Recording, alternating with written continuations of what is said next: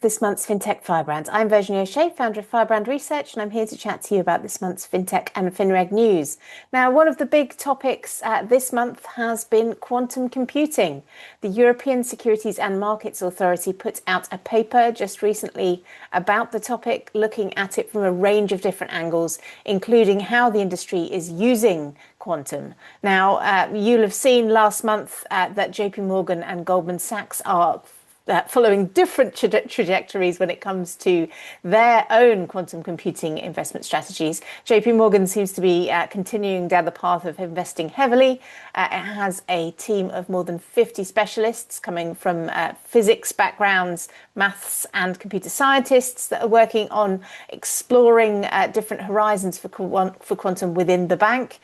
They're looking at, they're actively researching portfolio optimization, machine learning and cryptographic applications of the technology, whereas Goldman Sachs has indicated that it is scaling back its initiative in the quantum space because it believes that the quantum is probably a little bit too far off with regards to being able to turn it into something relatively profitable.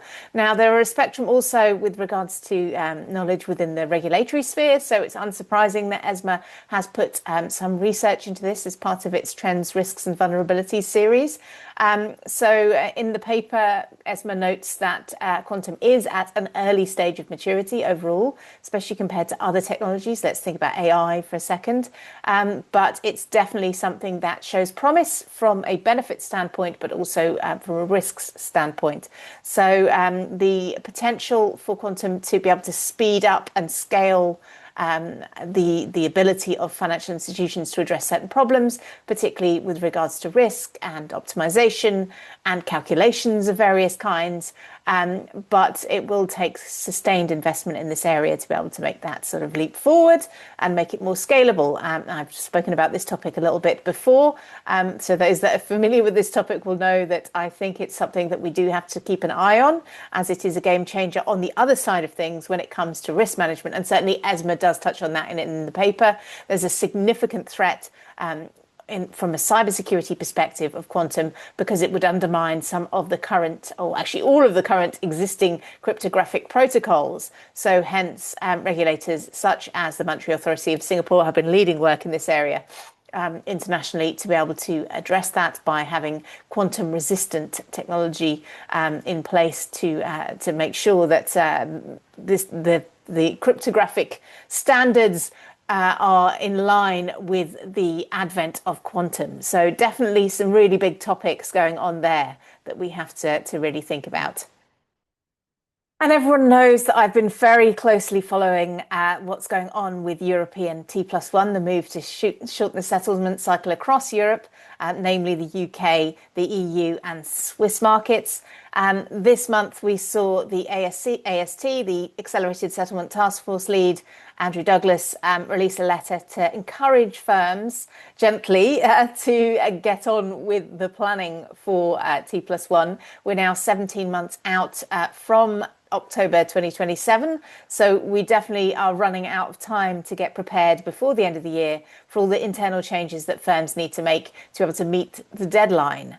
Now, I'll remind you that the recommendations from both the EU and the UK task force and committee have been that firms need to prepare before the end of December 2026 with their internal changes ahead of the new testing windows coming into force in February in 2027. And there's 5 windows. I'll just remind you that you have to be able to be ready for. So certainly that is something that firms need to think about. They need to be able to get their skates on at this point in time if they haven't started those projects, which I know a few of them have not.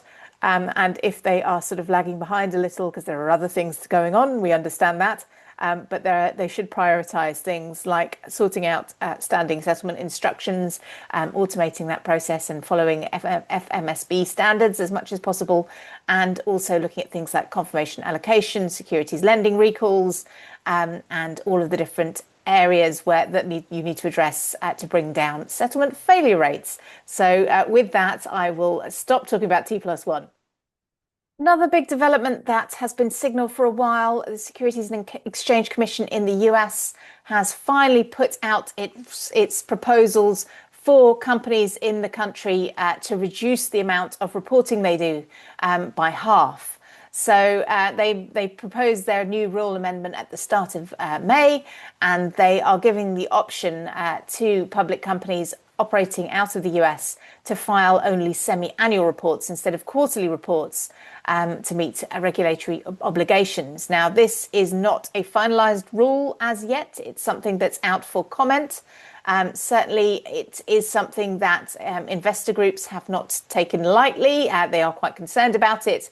And it's interesting to see that we've had similar rules here, and not many corporates have decided to move to less frequent reporting, largely because of transparency issues, and it could impact the investment into those stocks. So definitely one to watch, an interesting development and part of a wider spectrum of regulatory changes that have been proposed in the US, including those for Form PF as well, for the private funds markets to change some of the reporting there, to reduce some of the reporting requirements. So this is a lot of the burden reduction that's going on in the US with regards to traditional assets outside of the sphere of DeFi and crypto, which is also a big focus for the US regulator. Now, the CFTC has also started talking about introducing new rules potentially around the topic of AI. We are still waiting to see what's going to happen in the EU with regards to the EU AI Act. There's been rumours for a while that that's going to get delayed. I think there's been a lot of discussions behind closed doors within the annals of the Brussels and all of the other big hubs across Europe on this topic. So certainly interesting to see what happens, given we've only got a couple of months before it's due to come in August. Whether it's watered down or not will be interesting to see.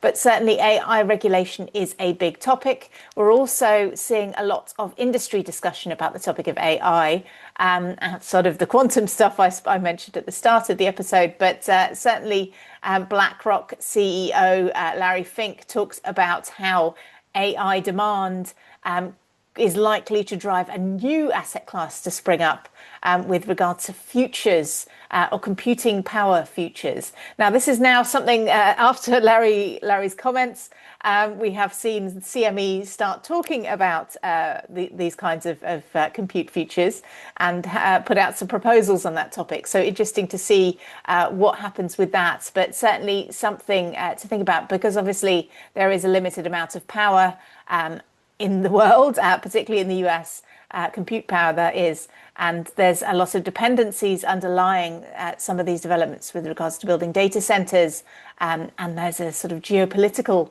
aspect to some of this. So and China does control a lot of those natural resources that are required for AI to scale in the long term. So definitely a lot of interesting things to monitor, including on the regulatory front and also within the industry development side of things. And on the topic of AI, I hosted a panel at the Fintech Marketing Conference a couple of weeks ago now on the topic of AI within the industry. I had panelists from Microsoft, BBH and Euroclear all talking about the best way to propagate AI within an organization. There was a lot of discussion about the need for sort of strong governance and risk controls around how AI is adopted. It was something also that was mentioned at the TSAM conference by asset managers earlier in the month as well, or last month. Certainly big topics that I expect to come up all the way through the year, no doubt. But AI adoption and encouraging reluctant users to adopt AI is particularly interesting, particularly given some of the risks that may be posed that I mentioned earlier. So certainly I think there are interesting sort of structures that have been put in place from a sort of champion perspective. We've seen much the same as you would have within a sort of a data stewardship structure and a champion around data strategy. We're seeing similar with AI and them individuals being embedded within all layers of the organization to encourage all different types of users to use AI. Interestingly, you have to think about it from the top as well. You have to have a senior management that is engaged and using AI itself to be able to demonstrate the benefits that they are experiencing. Certainly, that's an important part of this.